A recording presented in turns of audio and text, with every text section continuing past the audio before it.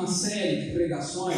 Essa série é intitulada Idolatrias na Família. E nós estamos no mês da família e estamos vendo como as idolatrias podem ser nocivas à nossa família. E hoje nós seremos desafiados mais uma vez com o tema Sacrificando Ídolos. E eu quero que vocês abram as suas Bíblias comigo em Gênesis capítulo 22.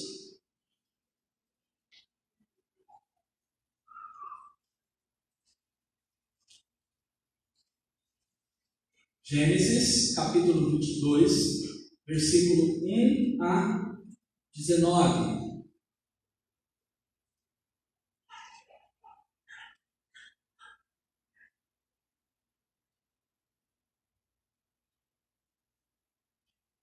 Gênesis, capítulo 22, versículo 1 a 19. Você pode também acessar aí no seu aplicativo, não tem nenhum perigo nisso, só não acessar os outros aplicativos, ficar só na Bíblia, para prestar atenção na palavra do Senhor. E peço aos irmãos que prestem bastante atenção. Esse é um sermão que eu já tive a oportunidade de pregar aqui em junho, há 3 anos atrás. Bom de memória, meus irmãos. 3 anos atrás, último domingo de junho, tive o privilégio de pregar esse sermão. Hoje, com algumas modificações, eu quero novamente falar aos irmãos sobre a história de Abraão, no contexto da prova da entrega do seu filho Isaque. E o tema, então, é sacrificando os ídolos. Vamos olhar a palavra do Senhor. Preste bastante atenção na leitura dela.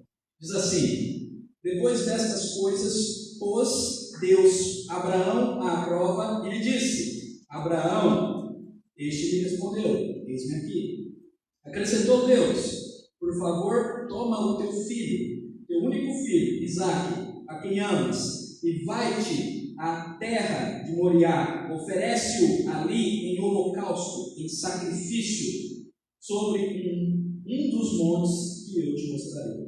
Levantou-se, pois, Abraão de madrugada, e tendo preparado o seu jumento, tomou consigo 2 dos seus servos e a Isaque, seu filho, rachou lenha para o sacrifício e o foi para o lugar que Deus lhe havia indicado.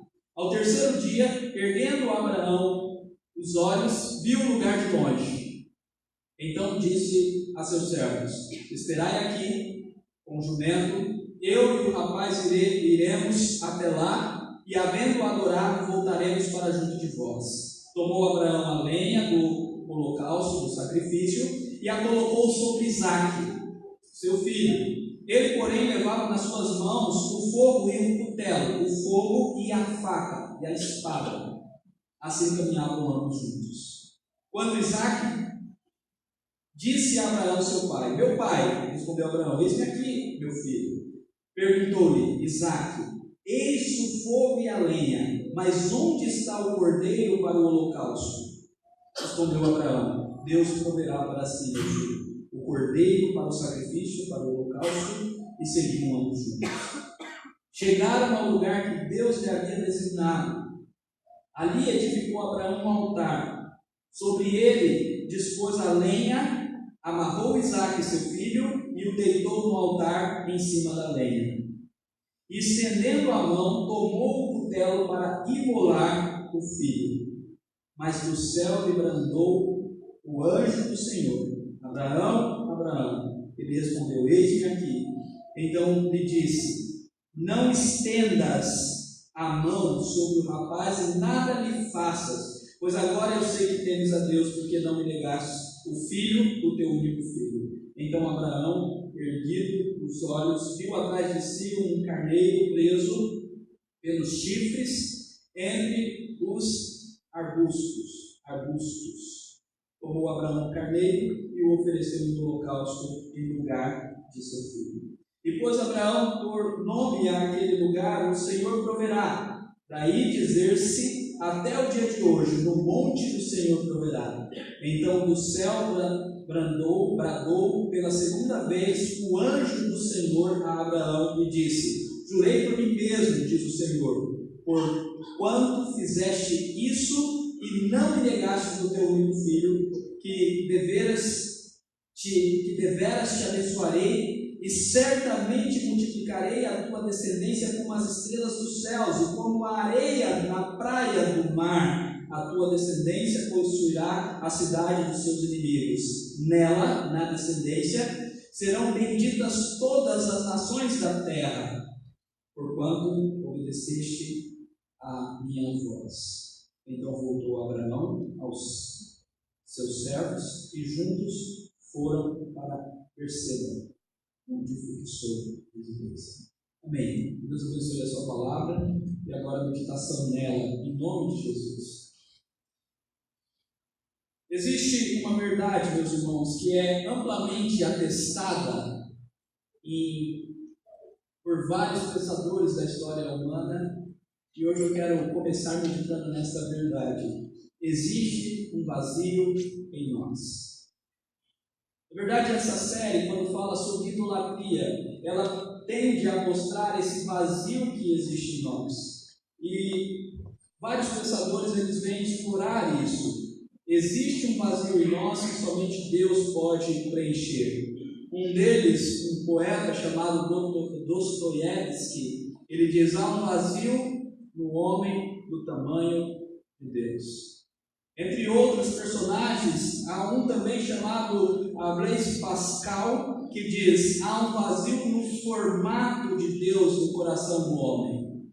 E um teólogo famosíssimo chamado Agostinho, a qual nós seguimos muitos dos seus ensinamentos da época, porque espelhavam os ensinamentos de Paulo. Agostinho, nas suas confissões, lá no iniciozinho dela, ele diz: fizeste no Senhor para ti, e o nosso coração anda inquieto, enquanto não descansa em ti. E mais um personagem, que não era cristão, ao contrário, era um político.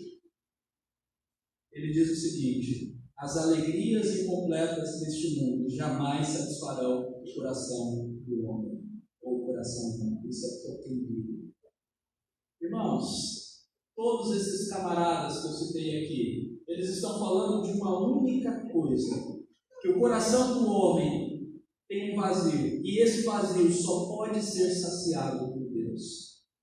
A verdade é que Deus nos criou para Ele, e esse princípio encontra-se na origem de todas as coisas, e por isso que nós precisamos crer na criação. Deus nos criou, e Deus nos criou para Ele, e somente quando nele nós temos descanso, somente quando nós estamos conectados com Ele. O pecado nos desconectou, uma linguagem bem moderna, conectar e desconectar. O pecado nos desconectou com Deus, e somente quando nele nós podemos saciar o nosso coração. Contudo, o pecado, a essência dele é o que nós chamamos de idolatria. E quando nós estamos falando de idolatria na família, eu não estou falando de você adorar uma imagem de escultura, um deus grego, seja lá o que for, não é isso. Eu estou falando que o nosso coração, ele é cheio de ídolos, e o principal deles é o nosso eu. É quando a gente tira Deus do lugar que lhe é devido e tenta ser saciado por nós mesmos, pelo nosso egoísmo, pelo nosso ego, pela nossa vontade, pelo nosso desejo, pelo conforto, pelas riquezas, ou então pela autorrealização e a felicidade. Se há uma coisa que eu tenho falado muito, que a nossa sociedade idolatra, é a autorrealização e felicidade, principalmente as pessoas que moram nesse setor do grão de milho. Imaginem comigo, normalmente são jovens, casais jovens, que estão começando a vida, e o que eles desejam? Autorrealização e felicidade. Autorrealização no casamento, no emprego, na profissão, na faculdade, no mestrado, no doutorado, e tudo isso misturado com felicidade. Mal eles se enganam que doutorado e felicidade são duas coisas antagônicas, não tem como ter. Não é verdade? Amém. Mas o grande ponto aqui é que nada pode saciar o coração do homem, muito menos o dinheiro, somente Deus, porque nós fomos criados por Ele. O Tim Keller, ele tem um livro bem legal chamado Deuses Falsos, é um livro que eu indico a leitura, é muito bom esse livro. Se você quiser comprar, compre esse livro, Deuses Falsos. Ele conta a história de uma mãe de uma mãe que idolatrou os seus filhos. Hoje pela manhã nós vimos a história de Ana, na homenagem que nós tivemos ao Dia das Mães, né, as mães, a história de Ana que deu o seu filho. Essa mãe, ao contrário, ela desejou tanto, desesperadamente, ter filhos, desde quando ela ainda estava solteira, e quando se casou, ela continuou desejando isso, contudo ela tinha um impedimento, ela não podia ter filhos, mas contrariando as expectativas dos médicos e também do seu esposo, ela conseguiu engravidar. Contudo, por essa vontade esmagadora de ter filhos, por esse desejo idólatra dos seus filhos, ela fez com que os seus filhos se tornassem ídolos ao seu coração. E a sua superproteção aos seus filhos, o seu desejo doentio de tê-los e tê-los e tê-los e tê-los, fez com que a sua família fosse infeliz. Então, os seus filhos, por causa da superproteção da sua mãe, dos medos, da necessidade de controlar cada detalhe da vida dos filhos, os seus filhos, os filhos desta mãe, cresceram com problemas emocionais, no caso do mais velho, e no caso do mais novo, excesso de fúria. Um tinha problema emocional e se afastava da mãe. O outro tinha excesso de fúria e também se afastava da mãe. O que é cômico em tudo isso é que aquilo que você deseja mais do que a Deus vai se afastar de você. Você automaticamente vai repelir da sua vida. Seja um filho, seja um cônjuge, seja dinheiro, seja lá o que for. Esse é o problema aqui. Eu trouxe essa ilustração dessa mulher porque nós vamos começar a falar sobre filho. A história de Abraão é a história de como Deus o livra da idolatria de um filho. E o que nós temos aqui nessa história? Nós temos, e eu só vou mencionar o capítulo 21, nós temos Isaac, o filho da promessa, nascendo. Abraão já tinha 100 anos de idade e Sara 90 anos. Esse é um milagre divino, por isso que é filho da promessa. Não vem segundo a carne, vem segundo a promessa. Deus, graciosamente, milagrosamente, fez dois velhinhos terem filhos, ou terem um filho, Isaac. Isaac nasceu no capítulo 21. E ele é chamado de filho da promessa, filho da velhice. Fantástico isso. Sara, ela se alegra dizendo: olha, quem diria que eu, sendo velha, iria amamentar? Como Deus é gracioso para com eles. Então nós vemos a história do capítulo 21, Isaac crescendo, e Abraão, com a alegria de ter tido este filho, dando um banquete para celebrar o crescimento de Isaac quando ele foi desmamado. Isso está lá no versículo 7. É importante esse versículo só para a gente situar o tempo que inicia o capítulo 22. Então Isaac já está grande, desmamado, e após um banquete que Abraão fez para celebrar esse momento do desmame. Aí está uma boa recomendação aos pais com crianças: quando desmamarem seus filhos, dê um banquete e convide-os em nome de Jesus. Abraão, contudo, e na semana passada nós vimos isso, ele cometeu um erro muito grande. Por causa de não ter conseguido esperar a promessa, ele tentou dar um jeitinho, igual o brasileiro, dar um jeitinho, fazer uma gambiarra. E o que ele tentou fazer? Ele tentou ter um filho, já que sua esposa era idosa, era estéril, então ele tentou ter um filho com a serva Agar. E ele teve um filho, Ismael. Só que aqui no capítulo 21 nós vemos como essa história acaba em problema. Como essa história finaliza numa situação bem ruim, apesar de que Deus é gracioso e Deus transforma a situação ruim em graça, em bondade e misericórdia, porque Deus preserva Ismael e faz dele uma grande nação, que são os árabes que vivem até hoje. Mas com o erro de Abraão ter tentado dar um jeitinho. Então nós vemos aqui a história de Abraão que errou tentando dar um jeitinho e agora ele está mandando Agar embora, Agar e Ismael, seu filho. E então nós começamos o texto do estudo. Após alguns anos, cerca aí de 10, 15 anos, Após alguns anos de todo esse acontecimento, nós vamos entrar no capítulo 22, aonde Abraão vai ter a sua maior prova. Ele vai ter a prova mais profunda, o desafio mais profundo vindo de Deus sobre a sua vida, aonde Deus ordena ou pede para que Abraão sacrifique o seu filho, e Abraão obedece, como nós vimos. É isso que nós vamos ver a partir de agora. E nessa história eu quero tirar alguns princípios para nós sobre sacrificar ídolos, tendo Isaac como esse tipo de ídolo. Isso nós vamos falar agora no primeiro ponto. E a primeira coisa então que nós começamos a aprender sobre sacrificar ídolos é que para sacrificar ídolos nós precisamos renunciar o ídolo. Logicamente, se vai sacrificar, você precisa renunciar.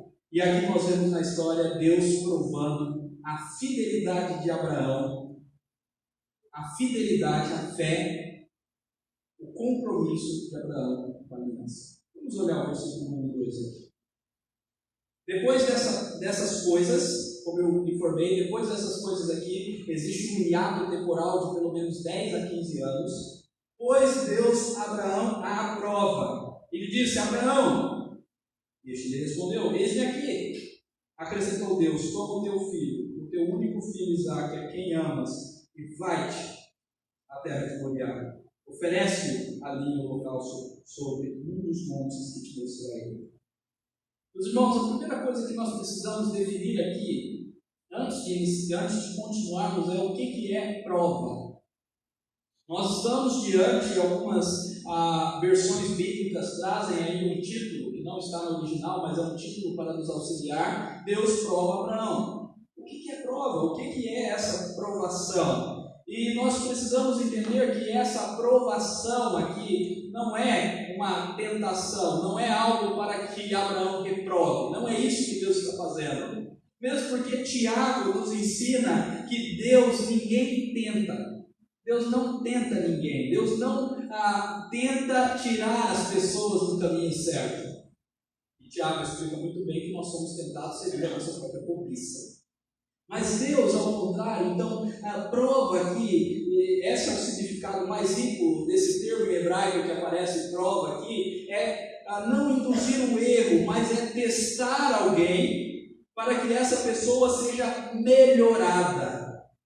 Então, prova aqui tem o significado de ser aperfeiçoado. Então, na verdade, Deus queria que Abraão fosse aperfeiçoado na sua fé. Ele já era um homem de fé, mas ele precisava melhorar, ele precisava se aperfeiçoar, e Deus foi no ponto focal. Ele sabia o que seria perigoso para Abraão, e o perigo para Abraão seria o filho que ele ama. É por isso que o versículo seguinte diz que Deus, depois, é interessante o versículo 1 que fala, Deus chama Abraão, e Abraão responde: eis-me aqui. Olha a solitude de Abraão, olha a disposição, a disponibilidade de Abraão de responder ao Senhor: eis-me aqui, Senhor. E aí no versículo 2 nós vemos que Deus vai no ponto do problema. Abraão, toma o teu filho. Na primeira leitura eu coloquei um por favor. Por quê? Porque esse pedido não é como as outras ordenanças. Aqui Deus está fazendo um pedido diferente. Ele não está simplesmente ordenando, e Deus poderia fazer isso porque Ele é Deus, mas Ele está fazendo um pedido mais brando. E no original existe uma partícula, um nan, em hebraico, que aparece junto com esse toma o teu filho, que é mais ou menos assim: Abraão, por favor, pega o seu filho. Uma ideia de que Deus está pedindo a Abraão para que ele faça algo que lhe fará bem, que será transformador na sua vida. Não, eu estou entendendo o seu problema. Então, por favor, vamos resolver? Pega o seu filho. E olha como há uma ênfase gigantesca no filho que tu ama. Abraão, acrescentou Deus, toma o teu filho, o teu único filho. Meus irmãos, nessa passagem, nesses 19 versículos, aparece 10 vezes o termo filho. Por quê? Porque ponto focal de todo esse texto era o que o filho era para Abraão. Então, Abraão, pega o seu filho, o seu único filho. Por que o único filho? Ele não tinha Ismael. Ismael já havia sido abandonado. Então, o filho da promessa, o filho que lhe sobrou para o cumprimento da promessa do Senhor, foi Isaque. Por isso que Deus menciona o único filho. E, logicamente, aqui tem um apontamento para o unigênito, o único filho de Deus, que é entregue em nosso lugar. Mas o ponto que esse versículo nos mostra, meus irmãos, é que esse filho é um filho amado. Toma o teu filho, o seu único filho que tu amas, e vai-te à terra de Moriá. Moriá, provavelmente, não há total certeza nessa afirmação, mas provavelmente é o monte onde foi construído o templo, posteriormente com Salomão. Então, é lá que Abraão vai levar o seu filho para oferecer sacrifício. E oferece ali um sacrifício sobre este monte. Existe um último problema, antes de passarmos adiante, é por que Deus pede a Abraão o sacrifício de um filho. Parece ser algo totalmente ilógico. Deus pedindo que matasse um inocente, isso contraria a lei moral. Nos 10 mandamentos nós vemos que nós não podemos matar.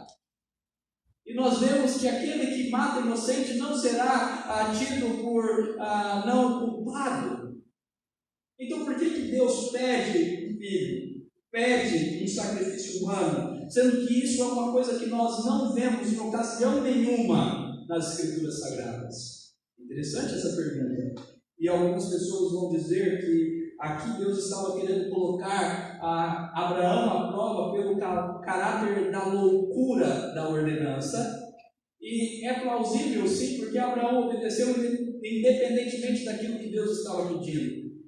E Deus estava querendo colocar Abraão à prova pensando na sua aliança. Vamos ver o tanto que Abraão, que firmou aliança comigo, vai ser fiel a esse compromisso comigo. Mas, meus irmãos, eu não acredito dessa forma. Eu acredito que esse texto aqui, ele pode ser melhor entendido no contexto de uma cultura que havia naquela época, de que o filho primogênito, o filho era quem pagava a dívida do pai. O que isso tem a ver com esse texto? Quando Deus chega para Abraão e diz: Abraão, pegue o seu filho, o seu único filho, e oferece para mim, Abraão entendeu que Deus estava pedindo para ele que Isaque pagasse a dívida que Abraão tinha com Deus. Naquela época, o filho primogênito, ele era o responsável de pagar a dívida, por isso ele recebia a porção dobrada em relação aos outros filhos. Ele recebia mais para poder pagar a dívida do pai. E qual que é a nossa dívida que nós temos com Deus? A nossa dívida que nós temos com Deus é uma dívida de vida. Porque o salário do pecado é a morte. O dia que vocês pecarem, certamente vocês morrerão. Então, quando Deus pede para Abraão um filho, Abraão está entendendo. Chegou a hora de pagar a dívida. Eu tenho que ir para pagar essa dívida. Isaque vai pagar essa dívida. Não foi um pedido estranho para Abraão, porque ele obedeceu sem pensar. Foi um pedido que ele já sabia do que se tratava. Isso é muito importante, meus irmãos, porque se Deus chegasse para Abraão e pedisse: Abraão, olha, pega a sua esposa Sara. Abraão: não, Senhor, que isso? Sara não. Como assim? É o Senhor mesmo? Mas não, Deus pediu Isaque. Então Abraão sabia o que estava acontecendo. E o ponto aqui, meus irmãos, é que essa cultura, esse aspecto contextual, ele nos é demonstrado em todo o Antigo Testamento. Os primogênitos sempre são oferecidos a Deus. Na lei mosaica, em Êxodo 22, 29, nós vemos que o primogênito deve ser oferecido a Deus. Nós vemos lá no Êxodo, capítulo 12, que na Páscoa os primogênitos foram mortos. Então os primogênitos eram aqueles que deveriam ser dados a Deus e resgatados, justamente nessa ideia de que o primogênito primogênito era aquele que pagaria a dívida, e a dívida com Deus é divinidade. Mas o ponto que eu quero deixar claro aqui, meus irmãos, é que o ídolo é tudo aquilo que nós colocamos acima de Deus no nosso coração. Isaac poderia ser esse ídolo para Abraão. Abraão poderia idolatrar Isaac. E por isso que Deus pede, Abraão, pede seu filho, aquele que tu amas. Deus estava impedindo de Abraão de cometer erros que os seus filhos cometeram posteriormente. Nós vemos que Isaac, ele amou mais Esaú e Rebeca amou mais a Jacó. Isso deu um problema na sua família.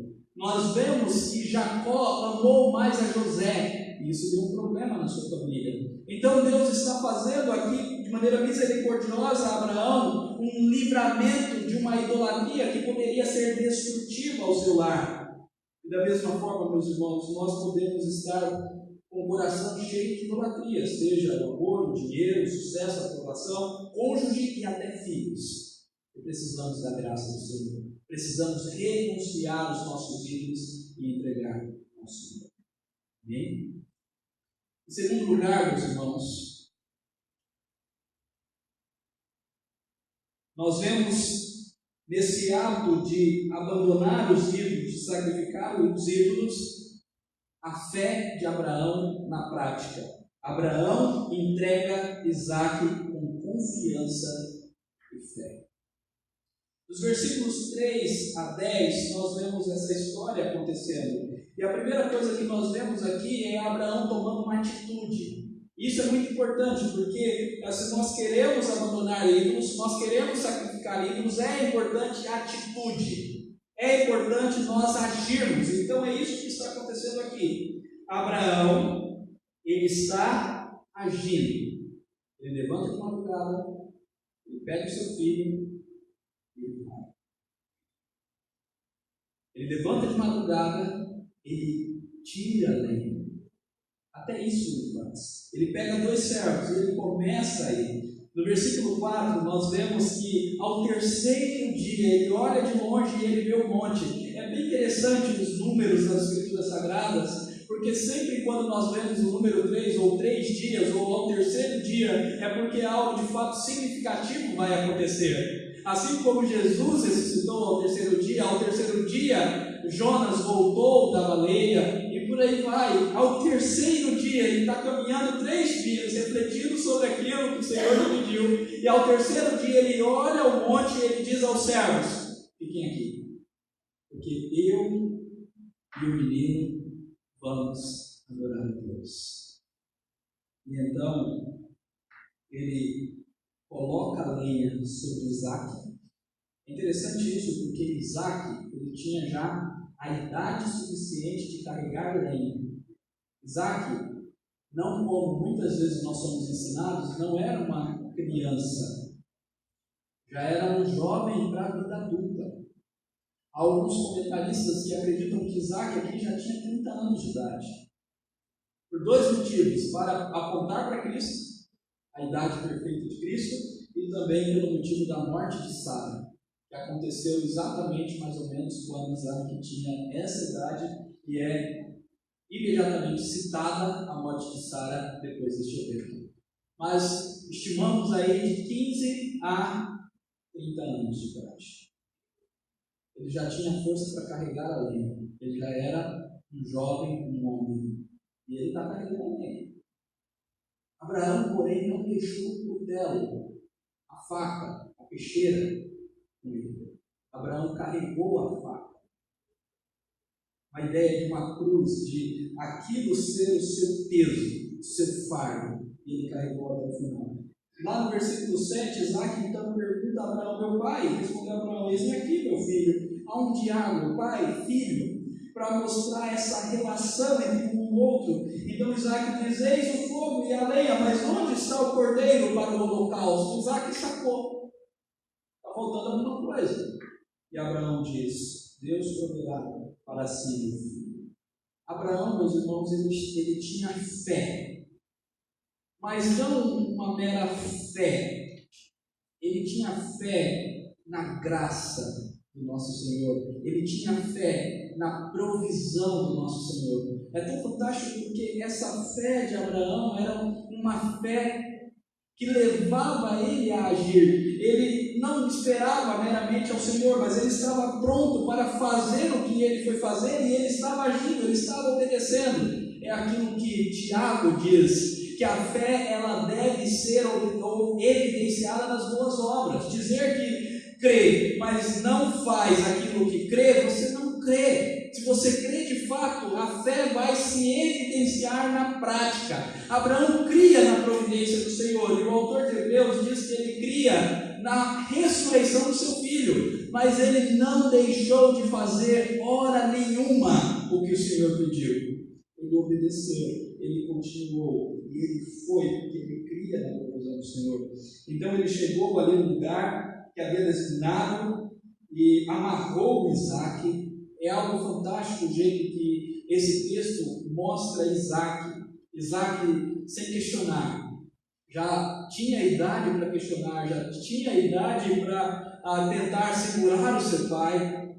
Já era um jovem, poderia ter até mais força do que o seu pai, que já era idoso, mas ele, sem questionar, se submete à semelhança de Cristo, que sem questionar se submete, como ovelha muda, como matador, tudo tipificando aquilo que Cristo seria.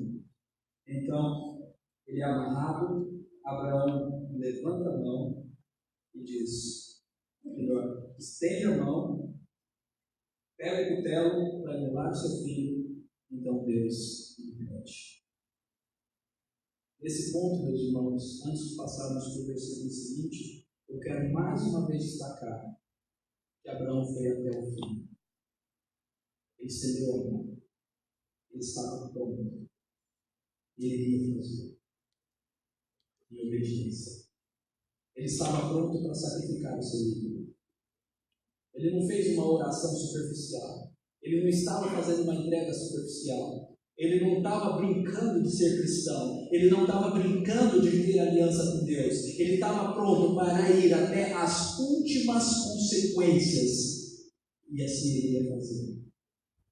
E graças a Deus, no último ponto, nós temos a redenção graciosa. Deus provendo a solução. Olha o que diz aí no versículo 11. Mas do céu me bradou o anjo do Senhor, Abraão, Abraão, e ele respondeu, eis-me aqui. Abraão, Abraão, uma forma do anjo falar rápido. E sempre quando nós vemos a expressão anjo do Senhor aqui, nós temos a noção bíblica de que é a pessoa de Cristo Jesus se revelando, o mensageiro do Senhor, o mensageiro de Yahvé. E notem bem, anteriormente Deus é chamado de Deus, Elohim. Agora ele é chamado de Senhor. Toda vez que aparecer Senhor em caixa alta é Yahvé, porque ele está lembrando da sua graça, do seu pacto, da sua aliança. Então o anjo do Senhor, e cremos que esse anjo então é a pessoa de Cristo Jesus antes da sua encarnação, bradou e disse: Abraão, Abraão, não faça isso. Não estendas, versículo 12, a mão sobre o rapaz, e nada lhe faça, pois agora eu sei que temos a Deus, porquanto não negaste o filho, o teu único filho. Tendo Abraão erguido os olhos, viu atrás de si um cordeiro preso pelos chifres entre os arbustos, tomou Abraão um carneiro e ofereceu um holocausto no lugar do seu filho.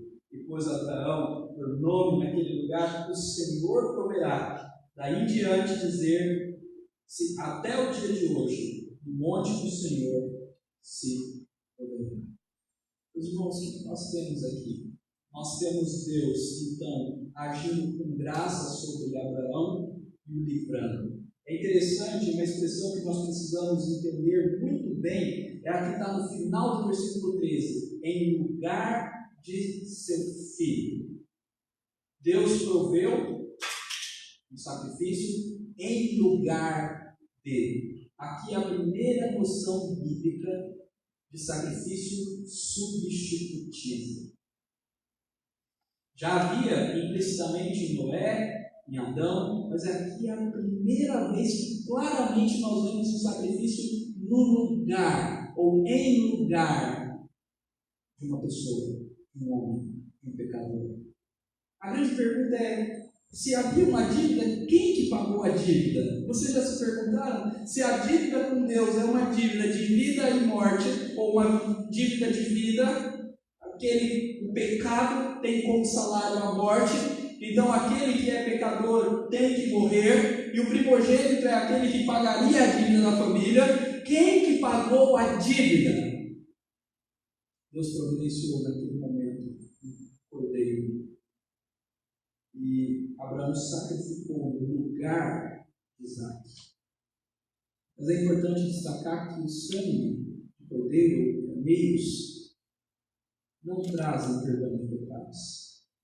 O que Deus fez de fato foi sacrificar o seu único filho. Toda essa história deve ser entendida para fazer sentido para nós, em paralelo àquilo que aconteceu na cruz de Cristo. Por que Deus fez exatamente isso? Por que foi dessa forma que Deus agiu? Por que Deus pede um único filho? Por que antes disso Deus despede Ismael? Pede para Abraão despedir Ismael. E por que agora, quando Ismael tem apenas um filho, Deus pede esse filho para si? E por que quando Abraão está prestes a sacrificar, Deus diz não? E Deus provê então o livramento, um cordeiro, um carneiro, que aponta para o seu filho. Porque toda essa história tem o intuito, meus irmãos, de apontar para aquilo que Cristo Jesus fez na cruz por nós. O filho obediente, que não reclamou, que não questionou, que não brigou, é Jesus, que foi até o fim, se submetendo à vontade do Pai. O Pai, que por amor entregou o seu filho à morte, é Deus. E Deus entregou para morrer em nosso lugar. E vale destacar aqui, meus irmãos, que Jesus não teve substituto. O Filho de Deus teve que morrer, diferente do filho de Abraão. E ele morreu por mim e por você. O que é legal nesse texto, e é uma sacada muito interessante, é que Deus fala para Abraão o seguinte: Abraão, agora eu sei que temes a Deus. Abraão, agora eu sei que você me ama, porque você não me negou o seu único filho. Mas Abraão imediatamente poderia falar a Deus: Deus, agora eu sei que tu me amas, porque na verdade quem não negou o seu filho foi o Senhor, porque foi o seu filho que morreu em meu lugar. É exatamente isso que diz Romanos capítulo 8, versículo 32, que nós já lemos hoje. Aquele que não poupou o seu próprio filho, mas o entregou por nós. O que é mais difícil Deus fazer por nós? Não seria entregar um filho? Pensem aí, mães, que hoje estão comemorando o Dia das Mães. Seria ou não seria difícil entregar um filho à morte para o bem de outros? Difícil. Mas Deus não poupou o seu único filho por nós. Ele entregou o seu único filho por nós. Será que Ele não nos daria graciosamente com Ele todas as coisas? O que são as outras coisas que nós precisamos? Irmãos, entendam, o que eu estou dizendo aqui nesta noite é que para vencer a idolatria do nosso coração, nós precisamos renunciar os ídolos, entregando a Deus. Nós precisamos ter fé na prática de verdade. Não é fingir que ter fé, é começar a viver o que nós dizemos que cremos. Mas acima de tudo, nós só podemos abandonar ou sacrificar ou tirar os ídolos do nosso coração, porque um dia Jesus Cristo morreu na cruz por nós. Porque um dia Ele pagou o preço da nossa dívida. Ele morreu em nosso lugar. Porque um dia Ele foi sacrificado e agora nós podemos ter a vida eterna. É somente por isso. Esse é o ponto aqui, meus irmãos. Nós precisamos sempre voltar a essa verdade do Evangelho. É interessante como conclui o texto, e eu quero que os irmãos notem aí comigo a partir do versículo 15. Olhem aí suas Bíblias.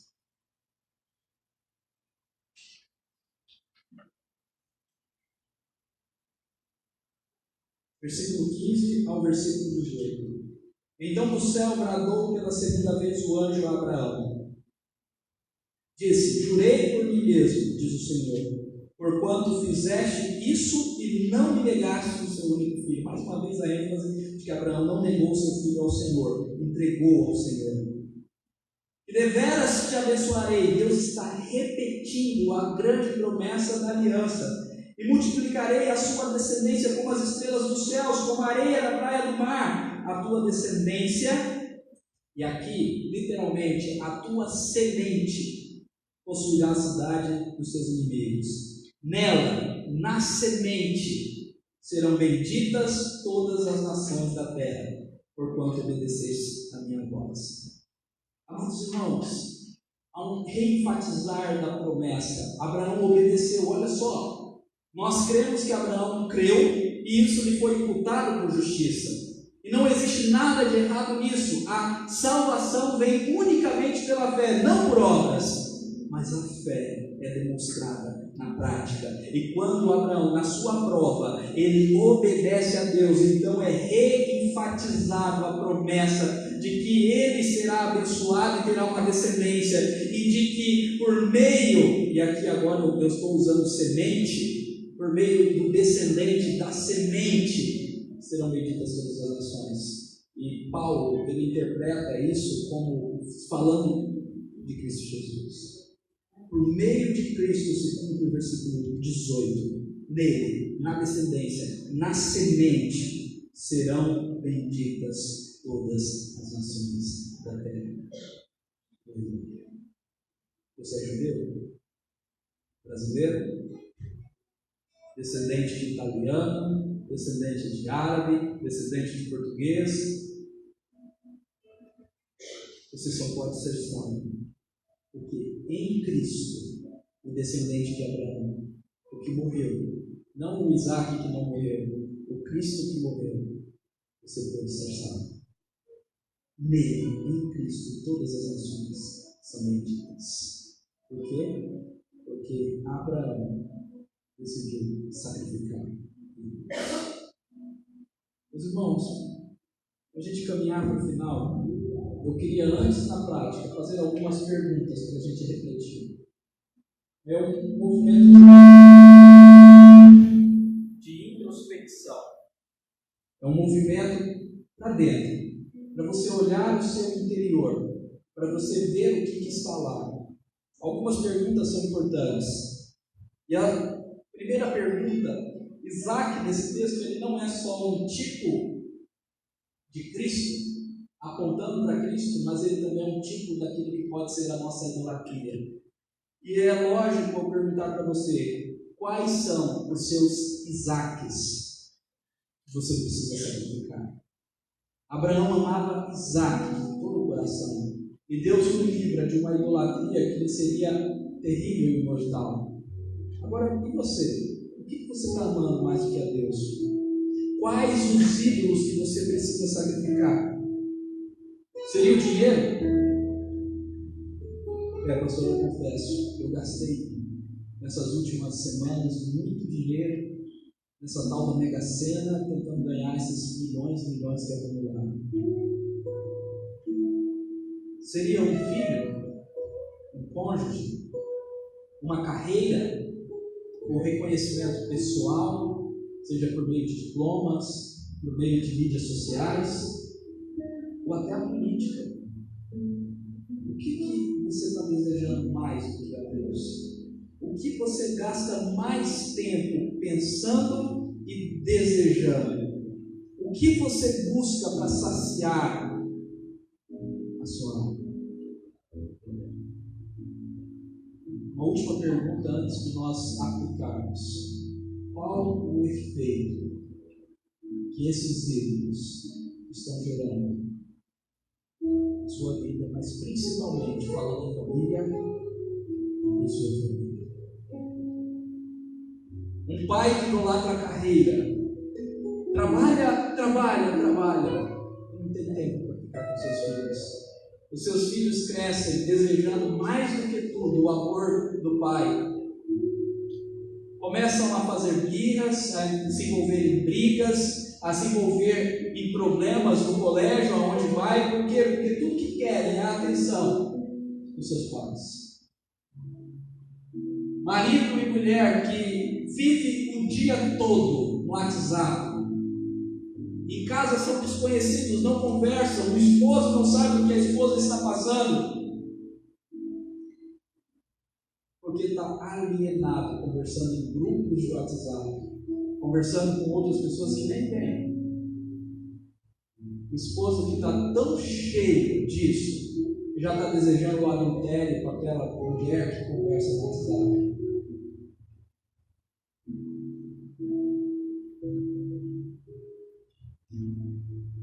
Qual é o efeito da sua idolatria na sua família?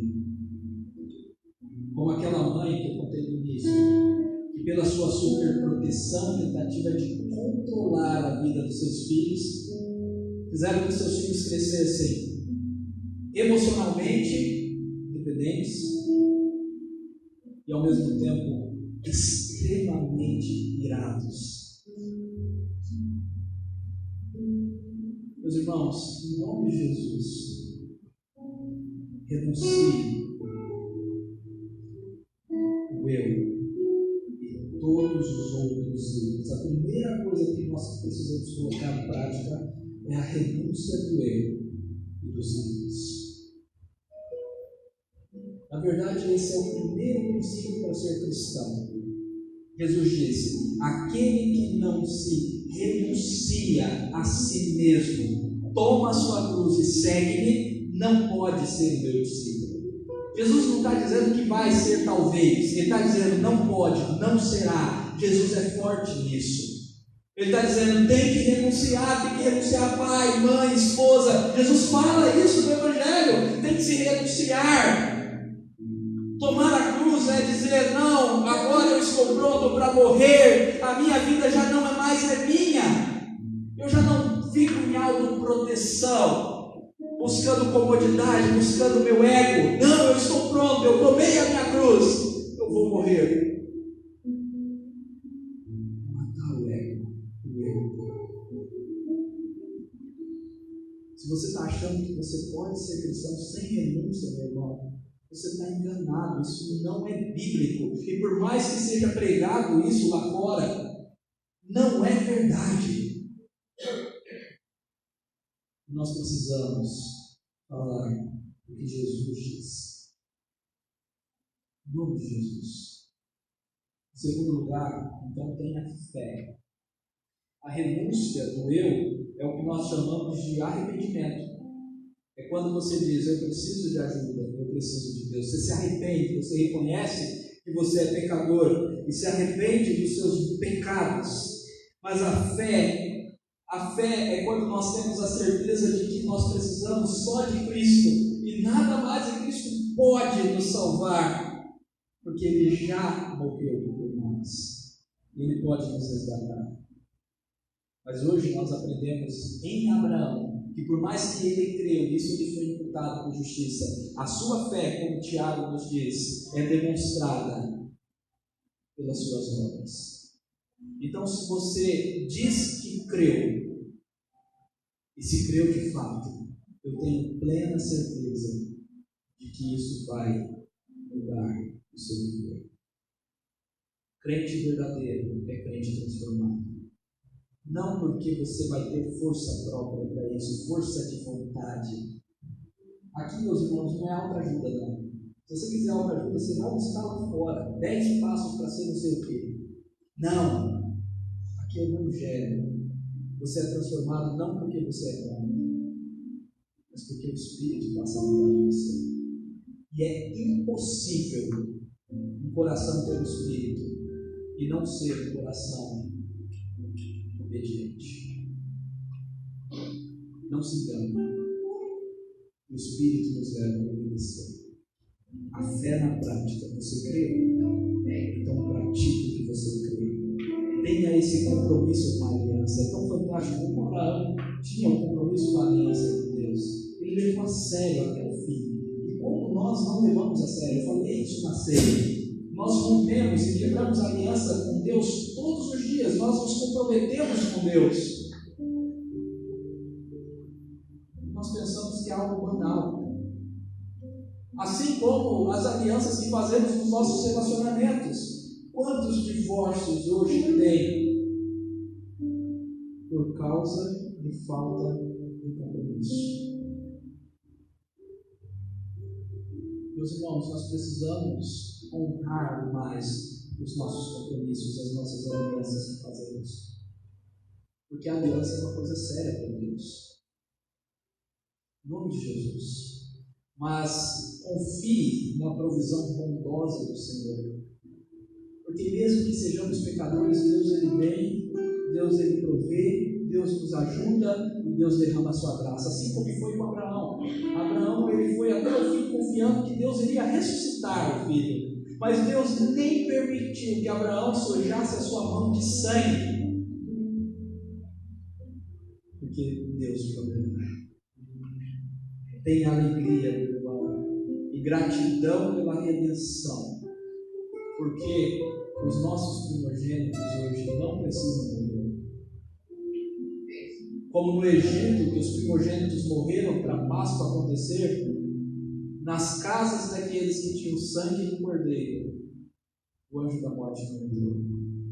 Porque o sangue do Cordeiro, Jesus Cristo, é aquele que paga o preço, morre no nosso lugar. Então tenha certeza do amor de Deus para você. Aquele que não poupou o seu único filho, antes por todos nós entregou, porventura não nos daria graciosamente com ele todas as coisas.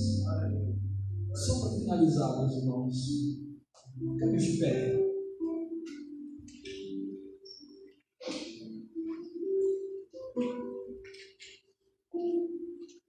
Depois que Israel conquistou a terra prometida, teve uma ocasião que foi um momento especial para Israel. Foi uma consagração, aonde Josué, que significa Yahvé é Salvador, chegou ao povo e disse: agora pois temei ao Senhor e servi-o com integridade e fidelidade. Deitai fora os deuses, os ídolos, aos quais serviram os vossos pais da além do Eufrates, e no Egito, e servir ao Senhor. Porém, se vos parecer mal servir ao Senhor, escolhei hoje a quem servais. Se aos deuses a quem serviram seus pais, que estavam da além do Eufrates, ou aos deuses dos amorreus, cuja terra habitais. Eu e minha casa também serviremos ao Senhor. Faça essa oração. Deitai fora os ídolos e diga: eu e minha casa serviremos ao Senhor. Por sua cabeça.